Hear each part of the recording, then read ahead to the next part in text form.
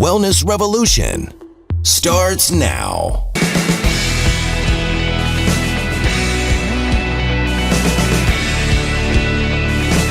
Welcome to today's program. I'm Dr. Steve Hotze. It's my pleasure to join you today and to introduce to you my fellow colleague here at the Hotze Health and Wellness Center, Dr. Don Ellsworth. And we wanted to visit with you about a problem that is very common to women after childbirth, and it's called postpartum depression. Mm-hmm. And it can be caused by hormonal declines and imbalances, and it can be also caused by vitamin or mineral deficiencies as well. So we want to discuss this issue because it is a common issue among women that usually occurs pretty much right after childbirth. Some women have postpartum blues that may last a week or 10 days, but postpartum depression may last a month to several months, even to several years if it goes untreated.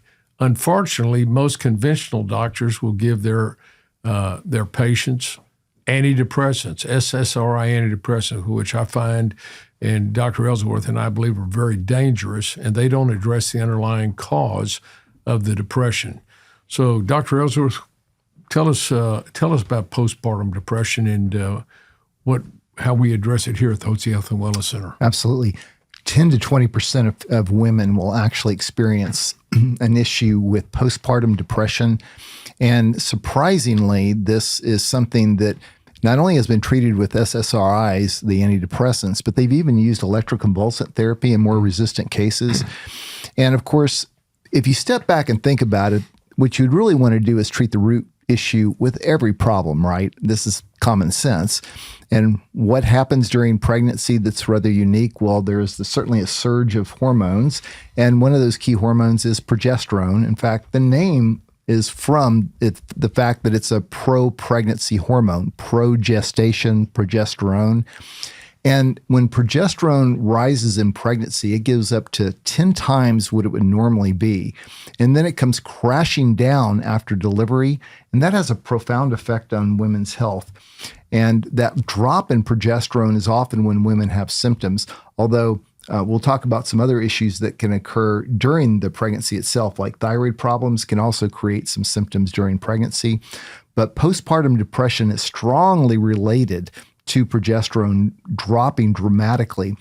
You know, we've been prescribing and using progesterone for decades. Right. We've really found it to be one of the pivotal hormones for women's health, and men actually benefit from progesterone as well. We make it from our adrenal gland, and it's come to be known as the feel-good hormone by a lot of our staff, by a lot of our women that are in our practice. And I know that You've had men come in and practically want to kiss your toes after their bride is feeling good, feeling relaxed, back to normal. And you don't get that from a drug because the issue wasn't a drug deficiency. It was simply a hormonal deficiency. And it's important for you to understand why the progesterone works so very well. Mm-hmm. It exerts a calming effect upon the brain cells. There's a system called the GABA system, and the GABA system is gamma aminobutyric acid.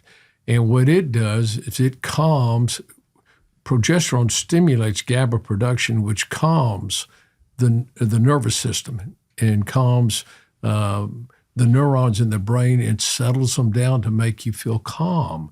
And we know that when women have low progesterone, whether it's immediately after childbirth or as they march through their menstrual life, mm-hmm. Remember, progesterone is the hormone of the second half of a menstrual cycle. In a perfect world, in a 28-day menstrual cycle, after a woman finishes her period, she'll begin to make estrogen hormones, again to proliferate the inner lining of the womb.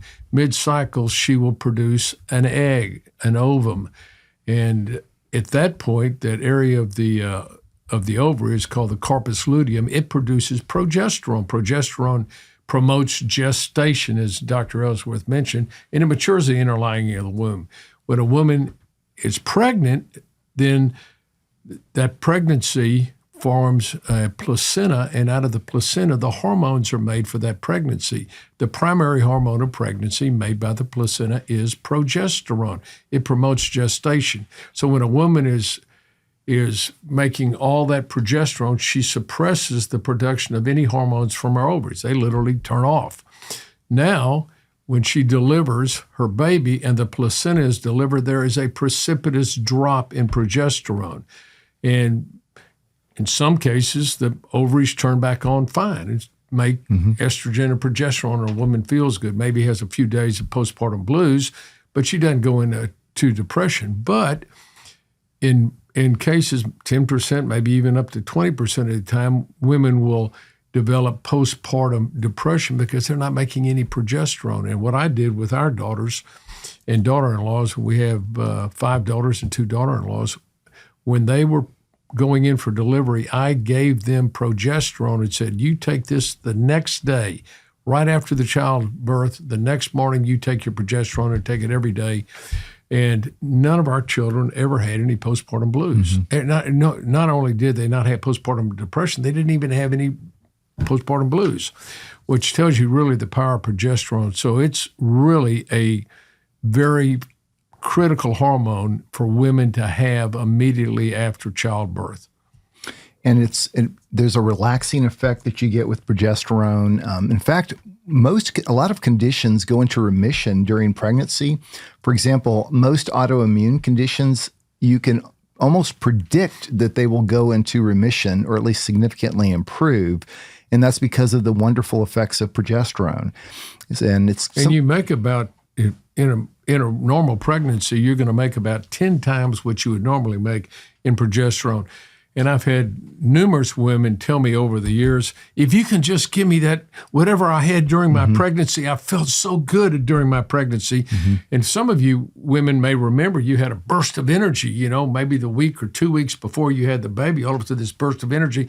That's because your body was producing more progesterone and you just felt great. And then once the progesterone falls and you get back, the ovaries got to crank up again, and they don't always crank back up. And interestingly, progesterone is metabolized into allopregnenolone, which is the strongest stimulus of the GABA receptors. So progesterone serves as a wonderful tool for improving health. And that is a huge one. And you just want to give it early and give enough of it to relieve the symptoms. And, that is part of what we do on a daily basis. But progesterone is just one of the factors that we want to look at. Another big one is going to be thyroid. The thyroid issue is thyroid problems across the board are much more common than most doctors really recognize, because strictly looking at the blood work, you tend to only focus on things that are outside of the range, whereas you can be in one part of the range and feel perfectly fine, and another part of the range and have a lot of symptoms. And then on top of that, of course, you can't measure directly how well it's being used in your cells. And it turns out that autoimmune thyroid problems are actually fairly common. We actually see it in a significant percentage of women and men, but more women than men, almost twice as many. And when a woman has autoimmune thyroid issues during pregnancy, it really throws off the thyroid levels. And when T3 becomes low, the active thyroid hormone, that leads to depression. And that can occur during pregnancy. In fact, you tie up a lot of thyroid during pregnancy. Thyroid binding globulin, which is the carrier protein for thyroid, binds up your thyroid. And so that can cause the depression to occur during pregnancy, and that can continue afterwards. But fortunately, thyroid is not hard to address when you're familiar with using the proper forms of thyroid, which typically includes something with T3, which could be T3, T4, desiccated pork thyroid, T3 alone. But that makes a world of difference at helping women get out of their postpartum depression. And it's so simple relatively, but strangely enough, when you look at postpartum depression in most conventional medical references that you'll see online, you won't see that referenced. And it's sad, because what you're going to wind up doing if you don't treat the root issues is you're more likely to be taking medications which aren't treating the root issue, lots of side effects, and they're actually habit forming. The antidepressants, once you're on them, you do have to wean off those slowly. So it creates a lot of problems that you can avoid by treating the root issue. And we love thyroid when it's treated properly because of the fact that it just makes that people get their lives back. And it's interesting, some of the psychiatric literature refers to treating using T3 for refractory depression, which is basically what they're saying is it was hypothyroidism, and they are using thyroid and they're getting better. But since they're not really making that connection, they're just seeing it as a tool for refractory depression. But that's how powerful this is. And these are two major hormones that are important not only in depression and postpartum depression, but these are both hormones that are very important in being able to get pregnant to begin with. So, good point. So, particularly thyroid, we have found with our guests, if we balance out thyroid hormone and balance out progesterone also stimulates the ability of your body to convert the inactive thyroid hormone T4, which has 4 iodine molecules, to T3, which has 3 iodine molecules. So progesterone is very important for that. So we've found in women that have had difficulty becoming pregnant or were losing the pregnancies early, using adding progesterone during the pregnancy or starting them on some thyroid preparation enabled their ovaries to function and ovulate and get pregnant. So we've had a number of very amazing and successful results using both progesterone and thyroid hormone. But in this context with postpartum depression, the progesterone, I'd say, is probably primary, but the thyroid would be secondary. You've got to think about both progesterone and thyroid. Now, what else? What other hormone deficiencies or mineral or vitamin deficiencies could cause these problems? Hormone-wise, some women are actually low in estrogen after they deliver, and so low estrogen can actually be helpful for postpartum depression. Low levels of oxytocin is a hormone made by the pituitary gland, and that can be very useful. It's calming, tends to elevate the mood. Pregnenolone, a hormone primarily made from the adrenal gland, can also be quite useful. So all these things, we have a lot of tools hormonally to help balance the situation after a woman delivers. But interestingly, there can be some significant nutritional deficiencies and/or excesses. One interesting excess on that topic is actually copper. Copper metabolism is a complex process that involves copper in its carrier protein ceruloplasm. And it's been noted, and we've seen this, where postpartum depression can be associated with elevated copper levels, and that can cause significant depression. And you can calm down the copper levels by eating less of the foods with copper in them, but primarily by adding more things like zinc. Adding more zinc helps lower the copper levels. And so that balancing act can make a world of difference. It's also common for women to be low on some key nutrients. And it could be things like omega-3s. It could be some of the B vitamins, particularly B12 and folate. Iron, it's not as rare as you would think for iron to be off. I mentioned zinc. Also selenium is very important. Vitamin D. And we check these levels in virtually everybody, and we find that it's pretty uncommon for someone to have a great vitamin D level if they're not supplementing, even if they're getting out in the sun to some degree, just because most people who get out in the sun are not going out in bathing suits on a regular basis. Or if they go out, then they put on the sunblock. Right. And remember, sunlight is what converts, once you get the sunlight and the UV light penetrates the skin, converts cholesterol to vitamin D, which really is a hormone, and it's not truly a vitamin. There's some hormone disruptors out there as well, and that would be things like the phthalates, bisphenol A, things that you might run across with plastics, or you might be getting them from cans, can be lined with bisphenol A. So it's unfortunate that the modern world we're surrounded by things that are hormone disruptors, and so include insecticides too, right, that they spray on the crops, and pesticides you spray in your house. All these things are what we call xenoestrogens. They have an estrogenic effect, and they can adversely affect both women and men, and particularly destructive in men because it turns down their testosterone production, and that can cause a host of problems. Exactly.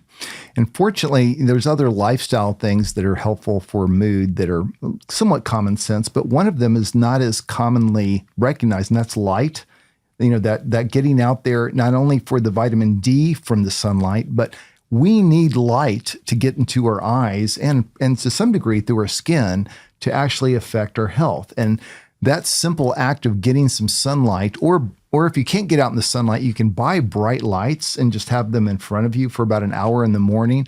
That's actually been shown to be as effective as an antidepressant. Not that they're that effective, but it's a significant intervention that is often overlooked because, well, if you think about it, doctors are more inclined to recommend something that requires their prescription, their being an MD. And mundane things like light just they're not, but that can be all the difference in the world. So getting out, getting some light makes a big difference. Cognitive behavioral therapy is a form of therapy that is associated with improving health, and that makes a significant difference. And of course, a good supportive environment. And these things are a bit more common sense, but you want to do all you can to make it so you're in a lower stress environment, and making sure that the new mom can get as much sleep as possible, because all of us get depressed if we get sleep deprived for any prolonged period of time. So postpartum depression is a disorder that we treat here at the Hotze Health and Wellness Center, and we use it by treating with natural progesterone. First and foremost, that's our first line of therapy, but we also look at the thyroid status, and we use thyroid hormones when indicated. And other hormones, we want to make sure we balance out all the hormones naturally. And then there's some vitamins and minerals that can also be used effectively to help restore a woman to good emotional health. That's what you want to have. And I want you all to consider that. So if you know anyone that has or is having a problem with postpartum depression, or if you have had a problem or you're pregnant and getting ready to have a baby, be thinking about what we've talked about here, and if you have problems, we'll be glad to help you here at the Hotze Health and Wellness Center. Thanks for joining us today, and thank you, Dr. Ellsworth, for your comments. Thank you. At Physicians Preference Pharmacy, we understand that the quality of your compounded medications directly affects the way you feel, which is why we believe that your pharmacy should specialize in compounding medications while also delivering extraordinary hospitality and guest service. We believe that both patients and prescribers should accept nothing less than consistency and quality from their compounding pharmacy.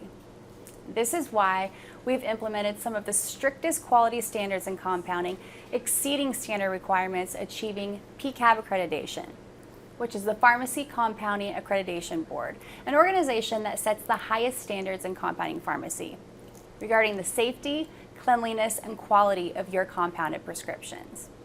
Because of our commitment to complete health and wellness, we are dedicated to making your medications free of lactose, parabens, artificial sweeteners, and any unnecessary dyes, binders, or fillers present in many other medications, offering you the cleanest products possible.